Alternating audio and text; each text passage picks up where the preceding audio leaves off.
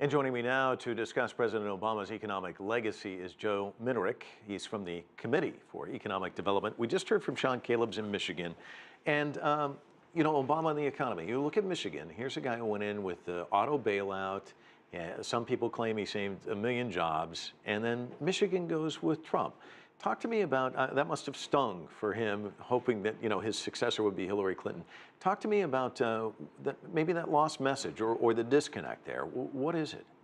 Well, I think it's really the way the economy has developed over the last 8 years.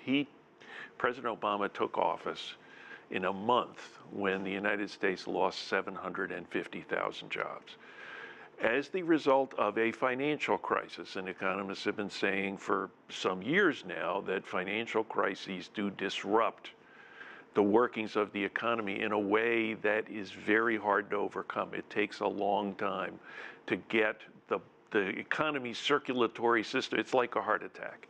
It's hard to get going back again on full strength. At the same time, we have seen such developments in technology that it really is true that first movers in new, innovative businesses have the possibility to make enormous amounts of money, while those new technologies help to displace labor.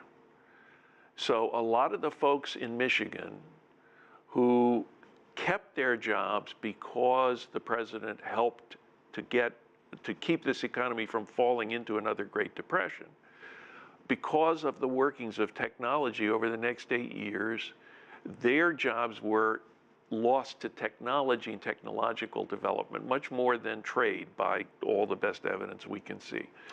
Let me ask you about the arc, if you will. Start back then, because I think all of us have very faint memories, and we almost have amnesia in a sense. He came into, it wasn't just the auto industry that was suffering. We were looking at a housing crisis. I mean, there were so many things. You saw these institutions in Wall Street starting to crumble. Talk to me about what he inherited and his legacy as he leaves office. You're absolutely right that the downturn was multidimensional.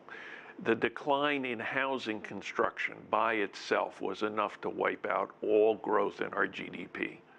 Then you have the results of all that reduction in production feeding through the economy because of the loss of their consumption. All that housing was being financed through debt, which meant that the financial institutions were in trouble.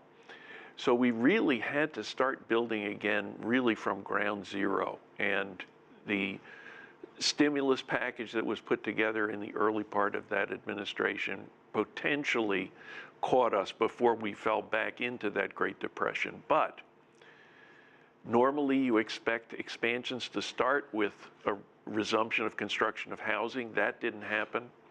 Many of our, we had 2 automobile companies that were on the brink, as you mentioned, and you had tremendous amounts of dislocation throughout the economy and a financial system which, because of the destruction of all of those institutions and even many ways of doing business, ways of extending credit, meant that it was very hard to get investment going again. There wasn't much consumption to drive that investment. It all really had to reconstruct itself, like after a heart attack. And so, briefly, if you were to give him a letter grade for what he's done with the economy, given that, what would it be? I would give him a high B, a B plus maybe. He really was confronted with an awful situation, but he got the economy off the floor.